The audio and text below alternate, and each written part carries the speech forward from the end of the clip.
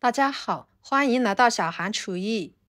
今天给大家分享早餐清汤面非常好吃的做法，几分钟就可以出锅，特别的省时省力，一点也不耽搁时间。再加上一个荷包蛋，营养全面，做法非常简单又好吃。让我们一起来看看怎么做的吧。首先准备一把小葱，切成葱花。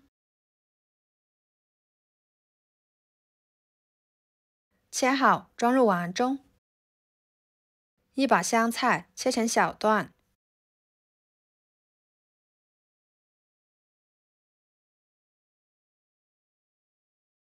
装入碗中。接着准备2个大蒜，把它切成片。大蒜呢，尽量选择这种一个一个的独蒜，这种的香味更加的浓郁。再切成蒜末。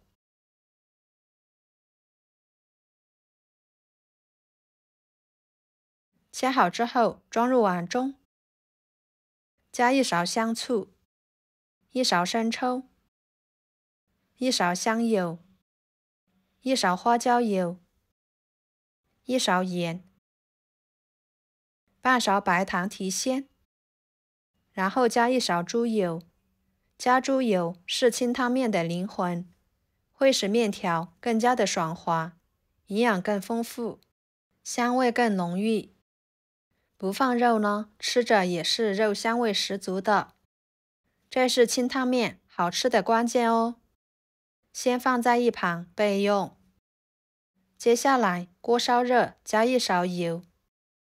油热之后打入1个鸡蛋，开小火慢煎，把荷包蛋煎至定型。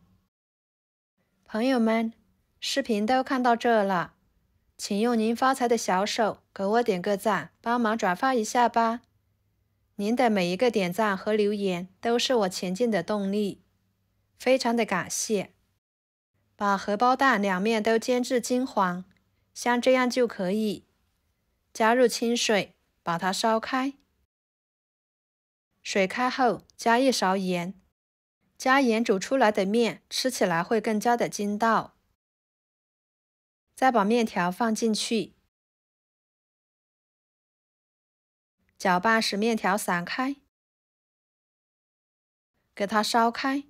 水开后加半碗清水，这样煮出来的面条会更加的爽滑劲道，吃起来没有硬心。水烧开后继续加入半碗清水，我这里呢一共加了3次的凉水，这样面条不会糊汤，也不会成坨，还不易碎。大约煮2-3分钟的时间，面条就已经煮熟了。这个时候的面条一点硬心都没有。先盛入适量的汤汁，倒入碗中，把猪油化开，搅拌搅拌。哇，这个时候的汤汁就非常香了，看起来就很好喝。再把面条夹出来放进去，荷包蛋放进去，一碗简单又好吃的清汤面就做好啦。面条吃起来爽滑筋道，汤汁鲜美，非常适合上班没有时间做早餐的朋友。您可以试试这道清汤面，省时省力，一点也不耽搁时间，几分钟就搞定。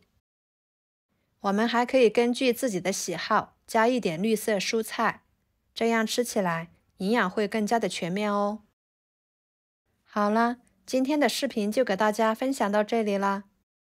如果您觉得我分享的视频对你有帮助的话，就收藏起来，给我点个关注吧。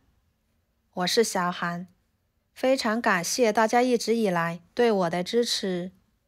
我们下期视频见，拜拜。